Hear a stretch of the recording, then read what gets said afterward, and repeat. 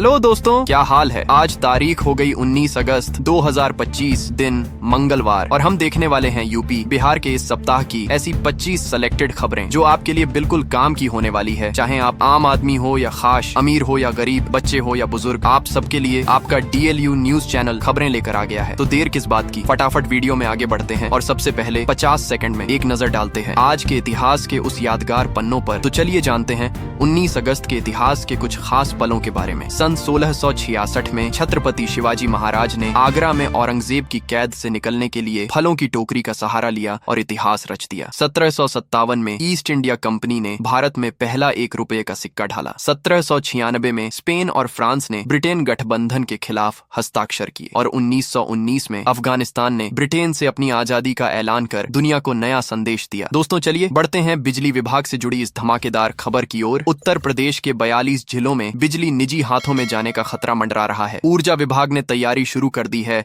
और अब इस पर घमासान मचना तय है। बिजली कर्मचारी आंदोलन की चेतावनी दे रहे हैं। वहीं सरकार का कहना है कि उपभोक्ताओं को मिलेगी बेहतर सुविधा। सवाल बड़ा है, ये फैसला जनता को देगा राहत या फिर बढ़ाएगा मुश्किलें। यानी साफ है, आने वाले दिनों में बिजली का भविष्य सियासत को झकझोर सकता है। अब चलते हैं वित्तीय दुनिया की ओर। UPI यानी यूनिफाइड पेमेंट्स इंटरफेस के नए नियम लागू हो गए हैं। अब बड़ी रकम भेजने से पहले सुरक्षा जांच और कड़ी होगी ताकि धोखाधड़ी पर लगे लगाम। रिजर्व बैंक का दावा है इससे जनता के पैसे रहेंगे सुरक्षित, लेकिन व्यापारी कह रहे हैं इससे लेन देन में समय ज्यादा लगेगा। यानी देखना दिलचस्प होगा, जनता कहेगी सुरक्षा बेहतर हुई या फिर कामकाज में आई दिक्कतें। आगे बढ़ते हैं रेलवे की बड़ी खबर की तरफ। बरेली जंक्शन पर वंदे भारत ट्रेन कई घंटों तक लेट हो गई। यात्री गुस्से में दिखे। किसी ने कहा हाईटेक ट्रेन वक्त पर नहीं चल रही तो भरोसा कैसे बनेगा। रेलवे प्रशासन ने तकनीकी खराबी बताकर सफाई दी, लेकिन यात्रियों की परेशानी दूर नहीं हुई। अब सवाल यही है, भविष्य में सफर समय पर होगा या यात्रियों की मुश्किलें और बढ़ेंगी। चलिए रुक करते हैं फतेहपुर की ओर, जहाँ मकबरे और मंदिर की जमीन पर छिड़ा विवाद तूल पकड़ चुका है। 11 बीघा जमीन में से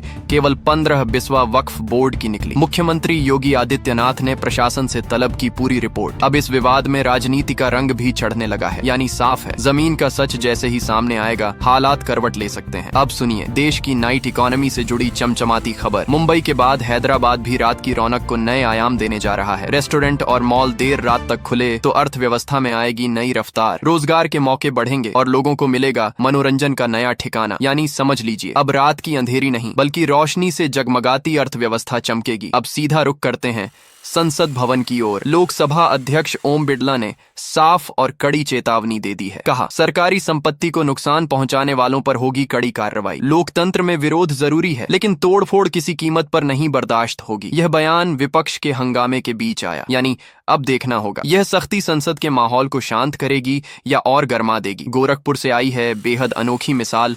सांसद और अभिनेता रवि किशन ने खुद अपनी संपत्ति तोड़कर 4 लेन सड़क के लिए जगह दे दी। मुख्यमंत्री योगी आदित्यनाथ ने इस कदम की जमकर तारीफ की है। सड़क चौड़ी होने से जनता को सफर में बड़ी राहत मिलेगी। यानी ये पहल साफ दिखाती है जब नेता खुद आगे आए तो विकास रफ्तार पकड़ लेता है। और अब रुख करते हैं राजधानी लखनऊ का। प्रॉपर्टी रजिस्ट्रेशन के नए नियम लागू हो गए हैं। अब हर खरीद बिक्री में ऑनलाइन प्रक्रिया और डिजिटल वेरिफिकेशन अनिवार्य। सरकार का दावा है फर्जीवाड़े पर लगेगी रोक, जनता को मिलेगी सुरक्षा। मगर शुरुआत में आम लोगों को हो रही है थोड़ी मुश्किल। यानी साफ है, नई व्यवस्था सुरक्षा तो लाएगी मगर जनता को सीखना होगा डिजिटल सिस्टम का नया पाठ। चलिए बढ़ते हैं शिक्षा जगत से आई इस चौंकाने वाली खबर पर। उत्तर प्रदेश के कई कॉलेजों में प्रिंसिपल की नियुक्ति फर्जी शोध अनुभव के आधार पर कर दी गई। जाँच में खुलासा हुआ कि कई दस्तावेज नकली थे, लेकिन भर्ती प्रक्रिया में उन्हें सही मान लिया गया। अब शिक्षा विभाग सकते में है और बड़ी कार्रवाई की तैयारी कर रहा है। यानी साफ है, शिक्षा के मंदिर में घोटाले की गूंज ने सिस्टम को कटघरे में खड़ा कर दिया है। अब रुक करते हैं मौसम विभाग की ओर। उत्तर प्रदेश में बीच बीच में हो रही बारिश भी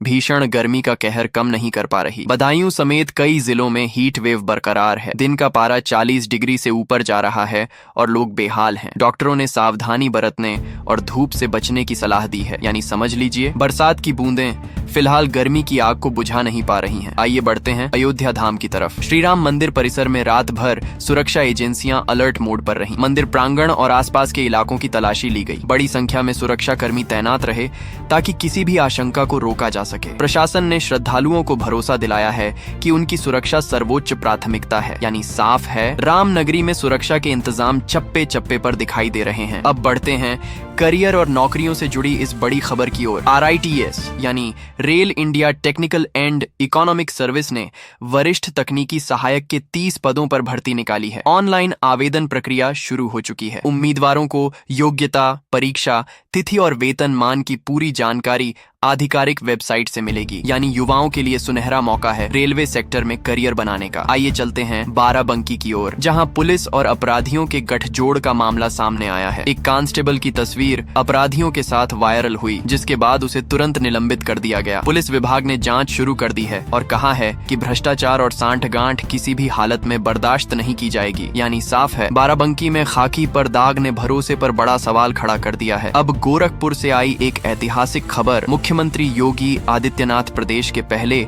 ग्रीन हाइड्रोजन प्लांट का उद्घाटन करने जा रहे हैं। यह अत्याधुनिक संयंत्र ऊर्जा के क्षेत्र में बड़ा बदलाव लाएगा। खास बात यह है कि यहाँ शुद्ध और पर्यावरण के अनुकूल ऊर्जा तैयार होगी। इससे गोरखपुर देश के नक्शे पर नई पहचान बनाने जा रहा है। यानी ये शुरुआत साफ बताती है, भविष्य की ऊर्जा अब हरी क्रांति की तरफ बढ़ रही है। अब रुक करते हैं बनारस कैंट स्टेशन का। यहाँ 6 प्लेटफॉर्म पर कोच डिस्प्ले सिस्टम महीनों से खराब पड़ा है। यात्री परेशान है कि कौन सा डिब्बा कहाँ लगेगा। स्टेशन की सालाना आय 743 करोड़ रुपए है। इसके बावजूद यात्रियों की ये समस्या हल नहीं हो पाई। रेलवे प्रशासन की लापरवाही पर सवाल खड़े हो रहे हैं। यानी जनता पूछ रही है, इतनी आमदनी के बाद भी सुविधाएं क्यों ठप हैं? और अब बारी है बिहार के गया से आई इस बड़ी खबर की। मुख्यमंत्री के वर्चुअल संवाद में मुफ्त बिजली योजना को लेकर लोग बेहद उत्साहित दिखे। हर उपभोक्ता को 125 यूनिट तक बिजली फ्री देने का वादा किया गया है। ग्रामीण और शहरी दोनों क्षेत्रों के लोगों ने इस फैसले का स्वागत किया। यानी साफ है, मुफ्त बिजली का ऐलान जनता के चेहरों पर रोशनी बिखेर रहा है। चलिए बढ़ते हैं आर्थिक दुनिया से आई इस बड़ी खबर की तरफ। केंद्र सरकार ने साफ कर दिया है कि UPI भुगतान पर किसी तरह का शुल्क नहीं लगेगा। रिकॉर्ड तोड़ लेन देन के बीच ये ऐलान आम जनता और व्यापारियों के लिए बड़ी राहत है। सरकार का कहना है कि डिजिटल इंडिया का सफर